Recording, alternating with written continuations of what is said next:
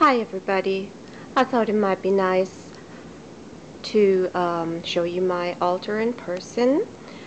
Okay, let's start with the candles. I have two candles here for north and south, and two candles over here for east and west.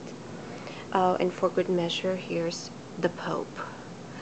Now over here is a picture of my maternal grandparents who passed away a few years ago. I dearly loved them, especially my Opa.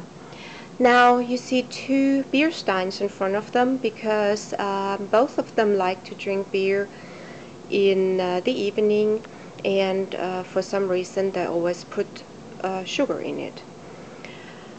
Then we go over here to my husband's grandpa.